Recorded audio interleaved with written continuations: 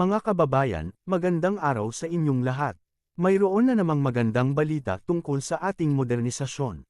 Dahil mayroong darating na karagdagang bagong light attack aircraft para sa Pilipinas, ngayong ikalawang bahagi ng taong 2026. Ang eroplanong ito ay espesyal na dinisenyo upang gampanan ang mahahalagang tungkulin, bilang light attack platform, panglaban sa mga rebeldeng grupo, close air support sa mga sundalo sa lupa, at gamit din sa pagsasanay ng ating mga piloto para sa mas matataas na antas ng paglipad. Ang tinutukoy nating sasakyang panghimpapawid ay ang Embraer EMB-314 Super Tucano, o mas kilala sa tawag na A29D Super Tucano. Gawa ito ng bansang Brazil, at sa kasalukuyan, mayroon ng 6 na unit nito ang Philippine Air Force na aktibo ng ginagamit. Sa pagdating ng 6 pa, magiging 12 na ang kabuuang bilang ng ating mga Super Tucano.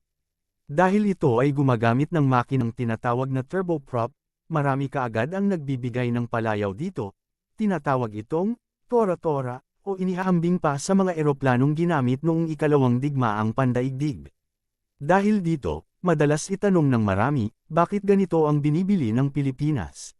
Mukha pa namang luma o mahina kumpara sa mga mabibilis na fighter jet. Ngayon, upang maliwanagan tayo ng lubusan, alamin natin ng mas malalim ang tunay na kakayahan, gamit, at kahalagahan ng A29D Super Tucano.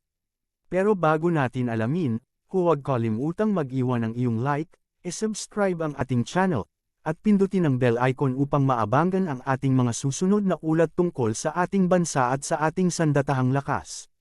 Maraming salamat po sa inyong suporta. Sa bawat uri ng sasakyang panghimpapawid ng militar, mayroon itong tiyak na tungkulin na hindi madaling mapalitan ng ibang kagamitan.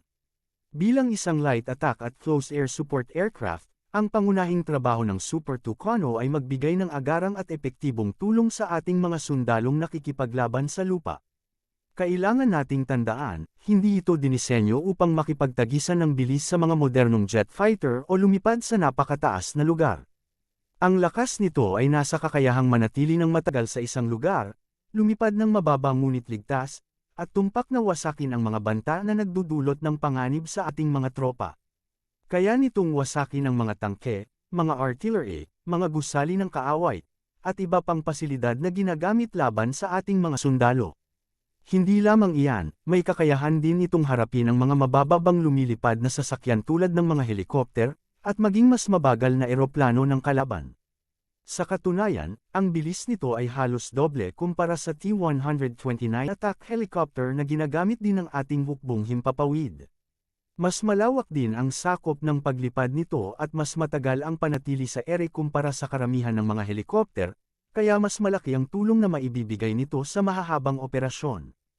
Upang mas maunawaan natin kung gaano ito kalakas, tingnan natin ang mga sandata at kagamitang nakakabit dito. Ang A29D Super Tucano ay mayroong dalawang naka-fixed na baril na may kalibreng 12.7 mm, nakalagay ito sa magkabilang pakpak niya. Bukod dito, mayroon itong 5 matibay na pwesto kung saan maaaring ikabit ang iba't ibang uri ng sandata, tinatawag itong hardpoints. Dito maaaring ilagay ang mga rockets, iba't ibang uri ng missile at bomba. Kabilang sa mga maaaring gamitin dito ay ang AIM-9L Sidewinder, MAA-1A Piranha, Python 3, at Python 4, mga missiles na pangwasak ng ibang sasakyang panghimpapawid. Para naman sa kanyang air-to-ground missiles, pwede ito lagyan ng AGM-65 Maverick at Rokotsan Sirit. Bukod dito, kaya din ito magdala ng general purpose bombs, incendiary bombs, cluster bombs, at precision-guided bombs. Mga iba't ibang uri ng kagamitang pampasabog na angkop sa iba't ibang sitwasyon. Hindi lamang mga sandata ang meron ito, nilagyan din ito ng mga makabagong kagamitan para sa kanyang self-defense. Mayroon itong chaff at flare countermeasure system na nagsisilbing pananggalaban sa mga missile na pinalipad ng kalaban. Mayroon din itong FLIR-AN AAQ-22 Star Safer 2, bilang kanyang electro-optical, infrared sensors, para kahit sa gabi o sa maulap na panahon kaya pwede nitong makita ang mga target. Maaari rin itong lagyan ng karagdagang tangke ng gasolina upang humaba pa ang oras ng kanyang paglipad. Sa dami ng kanyang armas, kaya na nito sugpuin ang mga internal threat natin sa mga rebelde at iba pang mga armadong kriminal. Kung tinanggap pa ng Pilipinas ang offer ng Israel na lagyan ito ng Seabreaker anti-ship missiles, mas lalo pang lalawak ang gamit nito, magagamit na rin sana ito sa pagbabantay at pagprotekta sa ating mga karagatan at teritoryong pantubig. Kaso hindi tinanggap, pina-priority nila ang role niyang close air support. Madalas itanong, ano ang pagkakaiba nito sa mga attack helicopter? Ang malaking bentahe ng Super Tucano ay kaya nitong lumipad ng mas mataas at mas mabilis, kaya mas mahirap itong tamaan ng maliliit na baril o simpleng sandata mula sa lupa. Ang mga helikopter naman ay karaniwang lumilipad ng mas mababa at mas mabagal, kaya mas madali silang maging target. Ngunit may sariling lakas din ang mga helikopter, kaya nilang manatiling nakatigil sa ere, na napakahalaga sa mga misyon tulad ng paglusob sa mga gusali o masikip na lugar. Sa madaling salita, ang bawat aircraft ay may kanya-kanya espesyal na trabaho, kaya pareho silang mahalaga sa sandatahang lakas natin. Kapag dumating na ang natitirang 6 na unit, magkakaroon tayo ng kabuoang 12 na Super Tucano. Sapat na ang bilang na ito upang matugunan ang mga pangangailangan natin para harapin ang mga banta sa loob ng bansa natin, at magbigay ng sapat na suporta sa ating mga sundalo sa kanilang mga operasyon. Kaya naman, huwag nating maliitin o ihambing sa tora-tora ito dahil napakalayo ng gap pagdating sa kanilang kakayahan. Kahit ang US at iba pang maunlad na bansa ay gumagamit pa rin ng ganitong uri ng sasakyang panghimpapawid, dahil napatunayan na ang bisa at halaga nito sa mga gawaing pangmilitar. Mga kababayan, ito ang katotohanan tungkol sa ating bagong Super Tucano. Hindi ito basta lumang eroplano, ito ay makabago, matibay, at dinisenyo para sa mga hamong kinakaharap ng ating bansa.